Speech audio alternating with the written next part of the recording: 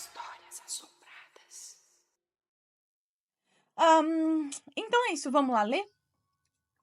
Porque ele diz o seguinte: o título do relato, então, é Goim? Coincidência? E ele diz assim: é um moço que nos conta. Eu estava assistindo alguns relatos e o que mais me impressionou foi o relato Somos Todos Goim. Fiquei perplexo, pois a minha infância foi muito parecida com a do rapaz do relato. E aí, então, vamos lá ao relato dele. Olá, Ana, meu nome é Fulano, tenho 27 anos. Eu estava assistindo alguns relatos, aí ele repete aqui, né? E o que mais me impressionou foi o relato Somos Todos Goim. Fiquei perplexo, pois a minha infância foi muito parecida com o relato. Vou contar desde o início. Então, agora, infância. Eu nunca me divertia com as outras crianças. Eu achava tudo chato. Desenhos animados davam até sono, nunca me faziam rir. Eu me sentia diferente. As outras crianças tinham medo de mim, mais especificamente dos meus olhos. Tinham medo deles, pois eram verdes e profundos. Até hoje tenho dificuldades de olhar nos olhos das pessoas e muitas vezes interpretam isso como desinteresse em conversar. Nunca tive um bom relacionamento em casa, principalmente com os meus pais. Eu sempre os questionava sobre tudo, até sobre o motivo de eu viver lá. As brigas eram constantes, queriam que eu fosse normal, uma criança igual às outras, pois desde sempre eu compreendia situações ao meu redor. Eu era maduro demais para minha idade. Desde pequeno, eu sempre apanhei muito por conta de questionar tudo. Minha mãe não aceitava o fato de eu já ter uma visão diferente das coisas e sempre me castigava na frente dos meus irmãos. Usavam eles como espelhos, modelos a serem seguidos. E eu fui crescendo na maior parte do tempo sozinho e sendo castigado pelo meu jeito de ser. Depois dos 7 anos de idade, algo mudou. Eu acordava de madrugada e via pessoas paradas na minha frente. Eu não sentia medo nem nada, eu apenas olhava fixo para elas. Minha mãe percebeu que a luz do quarto estava sempre acesa e me dava bronca, pois eu dividia o quarto com mais 2 irmãos e ela dizia que eu iria acordá-los. Tentei explicar o que eu estava vendo, mas ela nunca ligou muito para mim. Achou que fosse algum tipo de brincadeira de mau gosto. Passou um tempo e eu parei de ter visões aleatórias. Agora aparecia uma garotinha. Parecia ter a mesma idade que eu. Eu tentava conversar com ela bem baixinho para não acordar ninguém, mas ela nunca respondia. Com 10 anos comecei a ter muitos pesadelos. A garotinha de antes agora aparecia em sonhos. Ela havia mudado, tinha cabelo preto e liso, um pouco abaixo dos ombros, olhos escuros, vestido florido, sempre sentada em uma cadeira, e me olhava fixamente. Qualquer direção que eu ia, ela me seguia com os olhos. Então eu travava e não conseguia me mexer. Não conseguia me mexer, não conseguia respirar ou acordar. Eu não conseguia escapar, eu ficava preso. Tentei explicar aos meus pais sobre o que estava acontecendo e sempre debochavam. Falavam que eu estava querendo chamar a atenção. Certa vez, todos de casa saíram para uma festa de família, menos eu, pois não me dava bem com as outras crianças. Era noite e eu estava sozinho. Comecei a ouvir barulhos vindos do quarto dos meus pais. Fui ver o que era. Chegando lá, não havia barulho algum. E eu pensei comigo mesmo: será que alguém está tentando me assustar? E disse: Olha, não tem graça nenhuma. Para de fazer isso e sai daí. Ninguém respondeu. Voltei para o meu quarto e ouvi um riso infantil. Estava vindo do meu guarda-roupas. Pensei que era minha irmã pegando alguma peça. E conforme eu me aproximava, o riso aumentava, quase virando uma gargalhada. Abri o guarda-roupas. Não tinha ninguém. Pensei que estava ficando louco.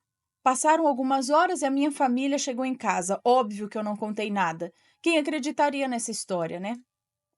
Desde então, tudo piorou. Eu lembro nitidamente de todas as sensações. Sempre que eu sentia sono e bocejava, eu ouvia grunhidos, gritos. Mas eram gritos de desespero, de dor, de agonia. E no meio dos gritos eu conseguia ouvir vozes dizendo que eu não tinha escolha ou escapatória. Enquanto bocejava. Bom, deixa eu só ver se. Eu vou mutar aqui para mim, para eu não me escutar ali no fone. Os pesadelos agora mudaram e eram mais frequentes. A garotinha dos meus pesadelos não ficava mais sentada. Ela corria ao meu encontro, pegava o meu braço e me puxava forte. Seu semblante havia mudado também. A expressão em seu rosto era um sorriso medonho e maquiavélico. Às vezes chegava a gargalhar, ao passo que seus olhos se arregalavam. Olhos tão escuros que a pupila sumia. E eu só podia suplicar que ela me soltasse. Em alguns sonhos eu conseguia me esconder dela, mas não durava muito, pois ela sempre me encontrava. Ela me puxava tão forte que ao acordar eu sentia todas as dores. Não parecia ter sido apenas um sonho, sabe? Eu acordava exausto, pior do que quando deitava para dormir. Então tentava nunca dormir, pois eu optava por ouvir vozes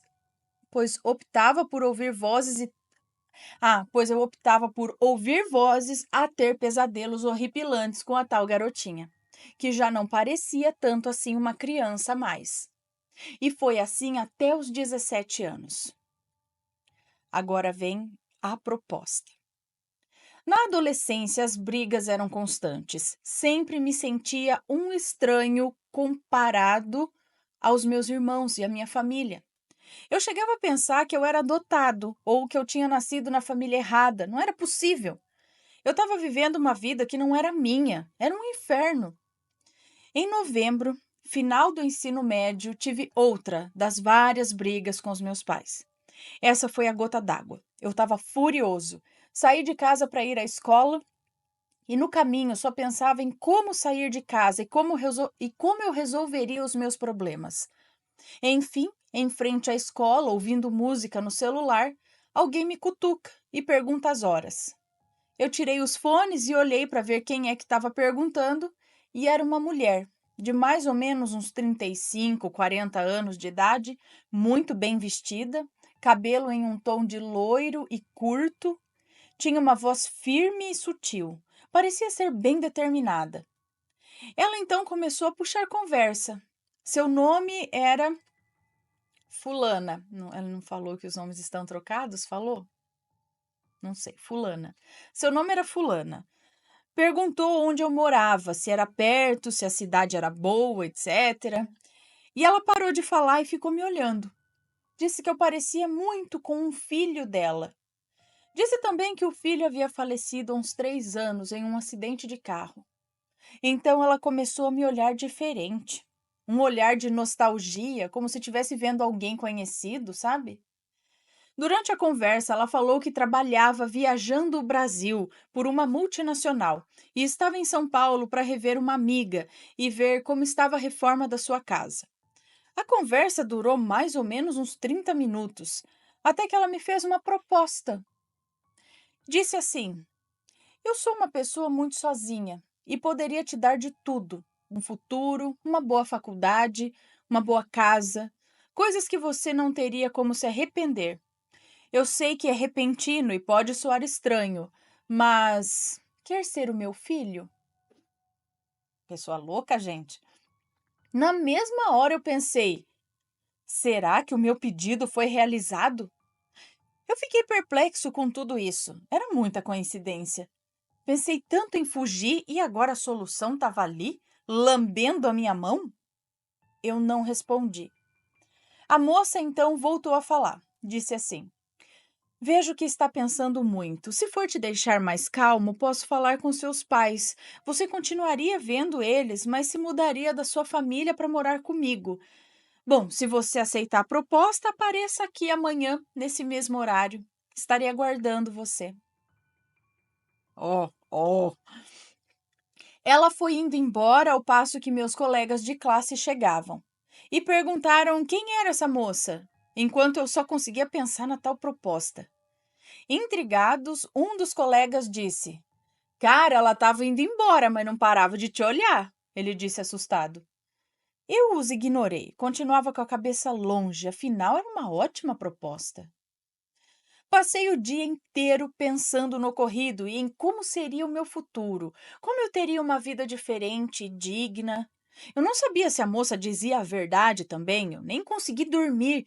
Eu estava prestes a aceitar a tal proposta, eu queria muito ir ao encontro dela. E quase fui.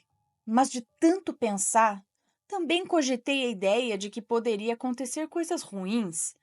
Eu nem conhecia essa mulher. Fiquei com receio dela ser algum tipo de psicopata, sei lá. Se ela tivesse aparecido há uns 3 anos atrás, talvez eu tivesse ido. Parei de sonhar com a garotinha.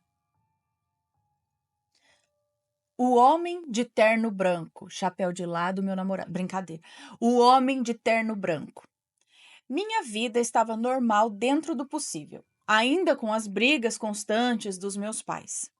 Aos 24 anos, agora, voltei a ter pesadelos, seguido de paralisia do sono. Sensação horrível. Sonhava com um homem de terno branco. Ele era alto, usava chapéu branco, barba aparada, cabelo liso e olhos verdes. Tão verdes que, quando eu olhava fixamente, pareciam ser amarelos. Em um dos pesadelos, eu estava amarrado em uma cadeira dentro de um galpão.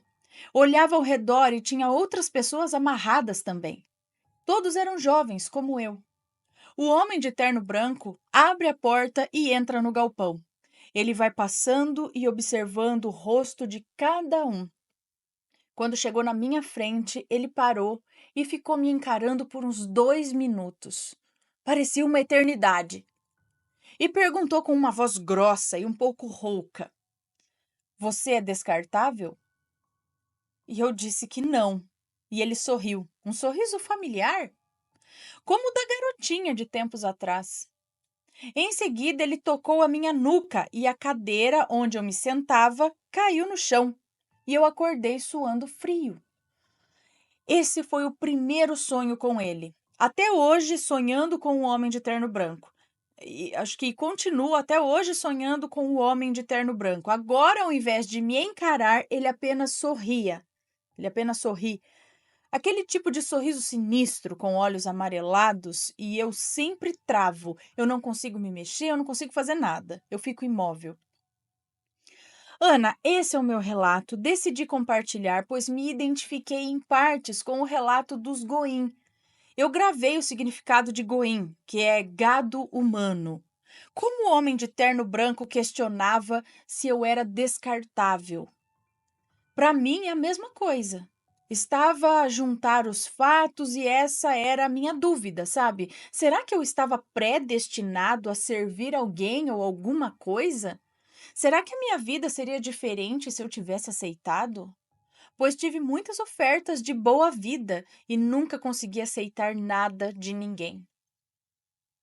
E esse é o relato. Então, só que esse daqui, ele não, o do Somos Todos Goim, o cara continua, ele vai, aceita e continua e começa a trabalhar lá, né? É a história que o cara conta. Agora, ele interrompeu, ele não aceitou os convites. Ele tem 27 anos, né? Mas ele não aceitou. Ele pensou mais um pouco. Agora, predestinado, sonho, aí eu não sei, gente. Essas coisas muito estranhas para mim. Ah, não sei, mas será que tem uma galera por aí que é meio caçada e recrutada para ser um desses? Eu não lembro direito os detalhes do Somos Todos Goim, gente, é muito longo, então eu não lembro muitos detalhes, mas você lembra? Você vai ler um Proibidão que vai ter muito a ver. Eu ainda não coloquei. O Proibidão de Terça tem a ver com Somos Todos Goim Sim, também? não leu, mas chama Sou Filho de Caim. Cara, bate muito, eu tô segurando, mas você vai ler. Terça agora? Pode ser. Mas é que ele é muito pesado. Eu sei como você é meio. É muito pesado? Não tem nada assim de. Mas eu tô dando uma segurada, mas você vai, na hora, relacionar tudo isso daí que você tá falando. Ixi. E na povo, eu fico lendo os negócios aqui, eu falo, meu Deus, essas troças existem. E olha, eu sei de uma história também que eu preciso contar. Não dá para eu contar, porque foi outra pessoa que me contou, eu não lembro. Precisaria que essa outra pessoa me escrevesse. Mas tem as coisas que acontecem sim, viu? Para vocês que duvidam, acho que olha, os troços o buraco é bem embaixo, galera. Bom, deixa eu dar um beijo aqui para vocês. E aí, tá gostando dos relatos? Então o que você acha de deixar um like aí no vídeo, hein? Gosta dos relatos? Deixa o seu like, mesmo que seja nos cortes.